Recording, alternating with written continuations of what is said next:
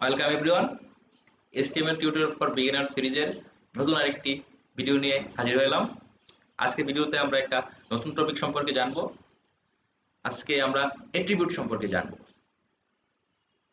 ফিরে আসছি ইন্টু ভিডিওর পর। Please like, share and subscribe to our channel.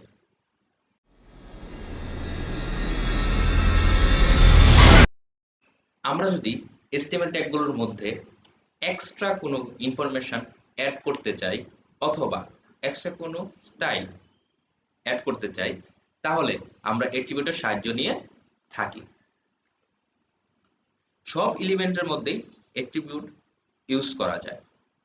আমরা যে h1 p ট্যাগ ইউজ করেছি সেগুলোর মধ্যে আমরা অ্যাট্রিবিউট ইউজ করতে পারি।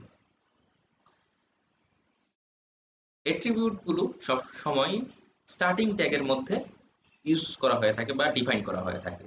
আমরা প্রত্যেকটা ট্যাগেরই দেখেছি বডি, h1, হেডিং ট্যাগ বা পি ট্যাগ, প্রত্যেকটা ট্যাগেরই একটা স্টার্টিং এবং এন্ডিং ট্যাগ আছে। অ্যাট্রিবিউটগুলো সবসময় সেই স্টার্টিং ট্যাগের ভিতর লিখতে হয়।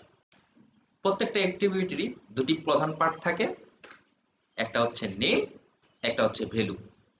নেম দিয়ে বোঝানো হয় সেই অ্যাট্রিবিউটটা নাম এবং সেই অ্যাট্রিবিউটটা কি কাজ করবে বা তাকে কিভাবে স্পেসিফাই করে দেওয়া হবে সেই জিনিসটা লেখা থাকবে ভ্যালুর ভিতর।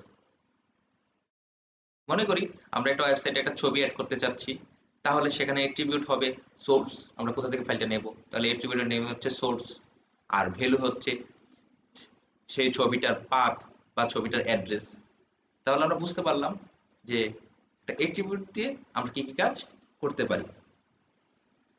আজকের ভিডিওতে এই পর্যন্তই। দেখা হচ্ছে পরবর্তী ভিডিওতে। টিল দেন, আল্লাহ হাফেজ, কিপ কোডিং।